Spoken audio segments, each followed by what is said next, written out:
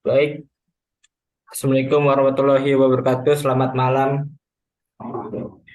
Di sini Malam. kami dari kelompok 27 yaitu dengan judul Sumitomo Loading System dengan anggota nama saya Malik Aziz Mukhtar dengan NIM 33121004.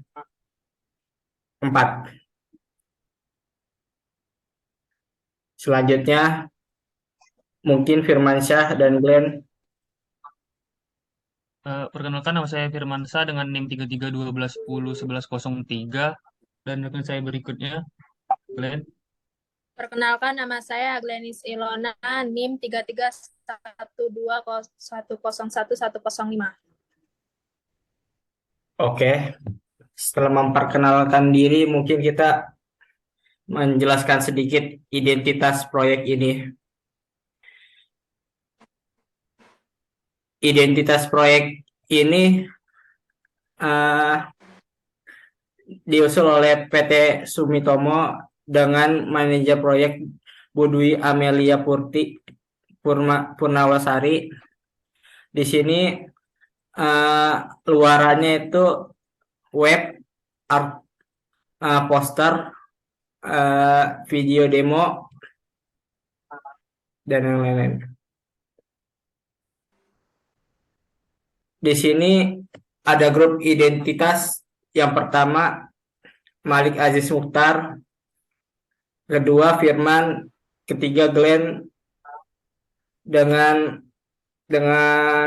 jobnya Malik backend dan slicing web database membuat laporan, Firman dengan membuat mockup desain, membuat laporan RPL, dan Glenn membuat style guide, UI design, usability, dan slicing web.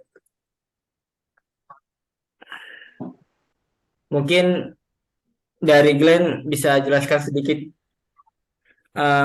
project ini.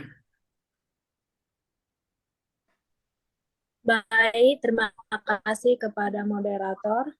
Untuk proyeknya yaitu saat ini PT Sumitomo Wiring System mengelola kontainer di perusahaan dengan software database sederhana Microsoft Excel. Pengelolaan yang masih manual dan belum tersistem menyebabkan logistik SPE sering terlewat dalam pengembalian kontainer ke perusahaan pelayaran. Dengan adanya sistem tersebut dapat dirancang dengan interface dan struktur yang baik yang diharapkan dapat membantu PT Sumitomo dalam mengelola kontainer di perusahaan pelayaran. Sekian dari saya. Baik, mungkin Firman bisa menjelaskan output PBL dari kita ini. Terima kasih pada moderator. Saya akan menjelaskan tentang output dari PBL kami, di mana output PBL kami untuk APP Sumitomo Loading System berfungsi untuk menginput data kontainer, melihat data kontainer, mengekspor data, notification kontainer. Baik, di sini saya akan menjelaskan sedikit gambaran umum dari sistem kita buat. Yang pertama dari user. User harus login, kemudian setelah login, user akan menginput data chassis, kemudian masuk ke database. Jika user ingin mengambil data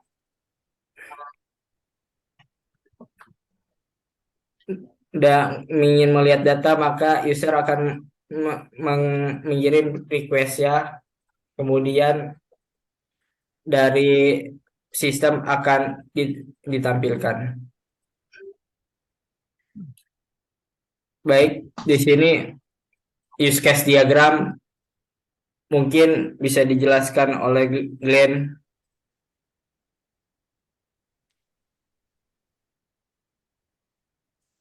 Baik, untuk use case-nya seperti pada di gambar, terdapat ada dua user. Yang pertama ada moderator dan leader. Masing-masing sudah tertulis bisa dilakukan oleh moderator sendiri dan leader itu berbeda-beda. Baik, sekian dari saya kembalikan ke moderator. Baik, di sini desain basis datanya mungkin bisa dijelaskan oleh Firman. ERP. Eh, untuk desain basis datanya terdapat beberapa entitas. Yang pertama ada user, detail user, role user, role, permission, apartment, dan tipe user. Mungkin itu saja yang dapat saya jelasin dari database desain basis data. Saya kembalikan lagi ke moderator. Baik, di sini saya akan menjelaskan use case diagram. Pertama-tama di sini ada permission, kemudian di sini ada role, kemudian lagi di sini ada permission role, di sini ada user role, dan kemudian di sini ada user, ada tabel user, di sini juga ada tabel tipe user, di sini juga ada tabel detail user, kemudian ada appointment, path of origin, dan place allot, dan forwarder. Di sini ada banyak tabel, yaitu tabel ada 7.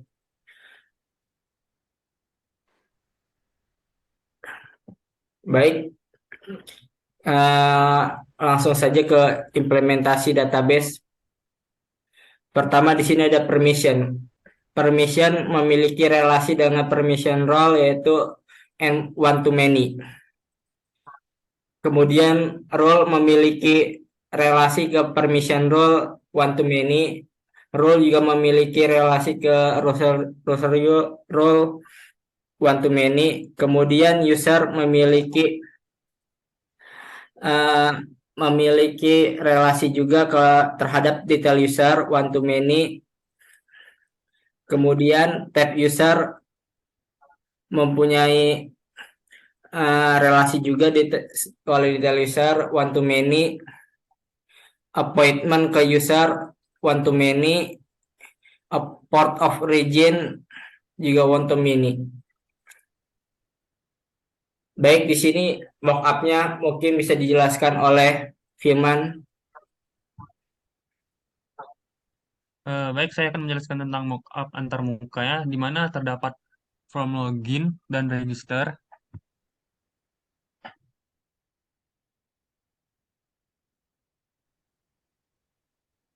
Eh, dan terdapat form profile juga.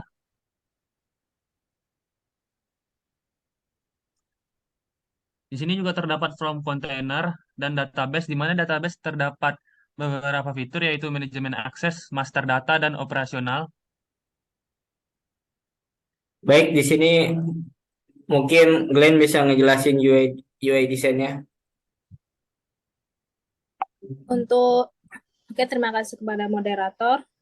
Untuk UI desainnya, pertama untuk landing page-nya ada fitur login dan ada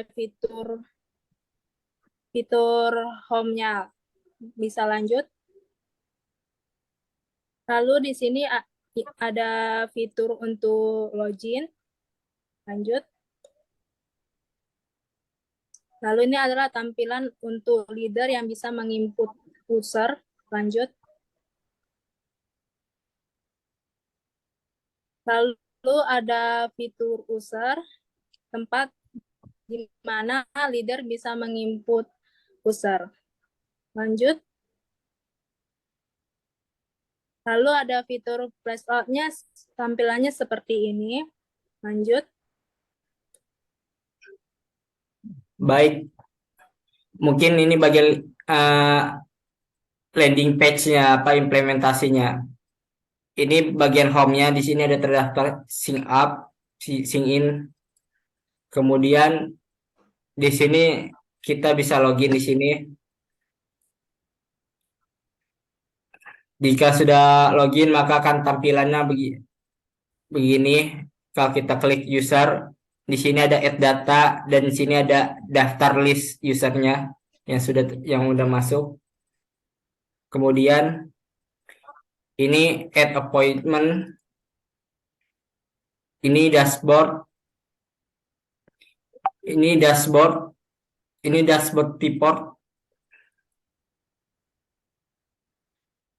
Ini port of origin. Kemudian ini pembagian kerja tim. Ini juga. Kemudian ini resource-nya.